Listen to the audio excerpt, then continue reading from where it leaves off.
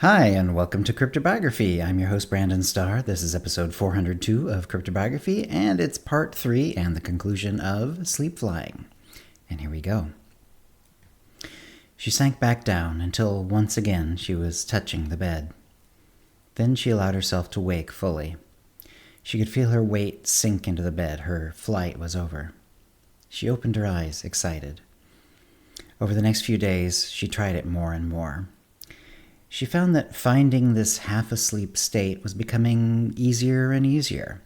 It was like a muscle that she had never used before, but once exercised, quickly became strong. Still, she needed real sleep as well. She used the rope belt and also tucked the sheets in far more tightly than she usually liked. It sort of worked. Still, she woke up hard and thumped to the bed once about 3 a.m. But it wasn't hard enough to hurt her. And she was relaxed enough about the prospect of further falls that she even fell back asleep. The next day, the bed tent arrived. It was perfect for her needs.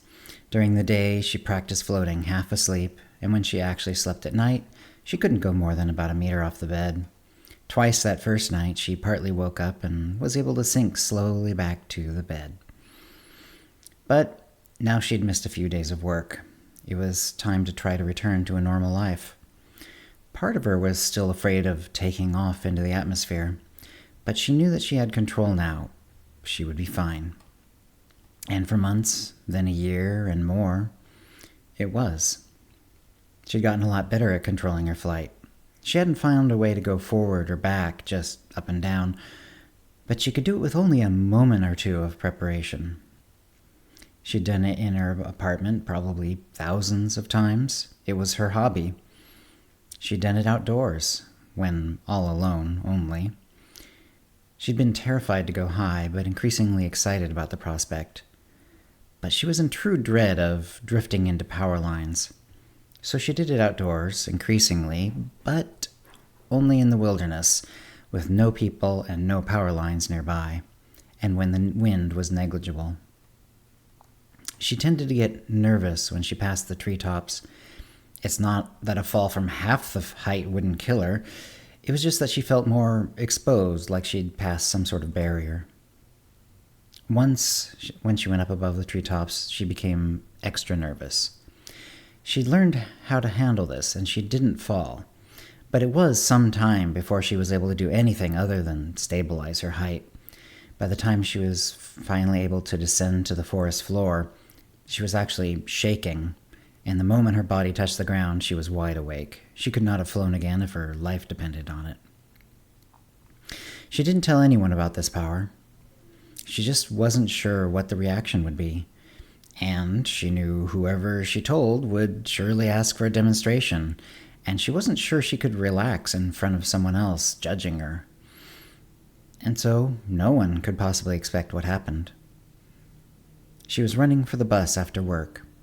She always got off a bit early, 3:30, and if she caught the first bus, the traffic was usually light, and she got home quickly. But often, if she had to wait for the next one, traffic was thicker, and she would be home even later than the difference between the first bus and the second. She caught her toe on an uneven bit of pavement, and her head went smack against the curb. There were a few people nearby, but they didn't rush to help her. That was because, for just a moment, they saw a woman rising immediately to her feet. Their breath had caught, but they were already releasing it because she clearly hadn't hit the curb with her head because she was rising already. But she wasn't rising to her feet. By the time anyone near her had realized something was odd, she'd floated above their heads. One man, the closest, almost came to in time. He lunged forward and leapt and nearly grabbed her pant leg cuff. But she was floating off into the air, arms and legs loose, head flopping slightly, but not sagging, as though gravity had no real hold on it. Several people opened their camera functions and took videos, but by then she was already a couple of floors above the ground and shrinking quickly.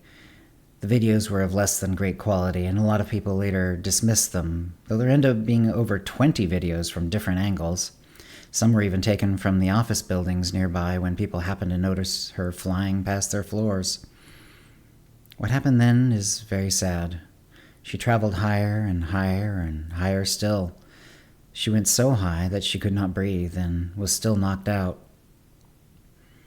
When she finally died, tens of kilometers above the earth, whatever power she had stopped. Her body fell, and Melissa, having drifted with the upper atmosphere winds, ended up crashing into a field. The coroner confirmed that the damage from the fall was slightly post-mortem. She did not suffer. We would not have known about this newest example of superhuman powers, other than the reports around her death, but she had taken a few notes during the time she had acquired this ability, and this, as far as I can make it, is the closest to the truth we can get. And that's the end of the story. I hope you've enjoyed it. I enjoyed writing it. Obviously, we'll have new stories coming. If you have any comments or questions about this episode or previous episodes, cryptobiography@gmail.com, or hit us up on Facebook or Twitter. And thanks for listening. Words and music copyright 2025, Brandon Starr, all rights reserved. Characters and events are fictional, fictionalized, or satirical.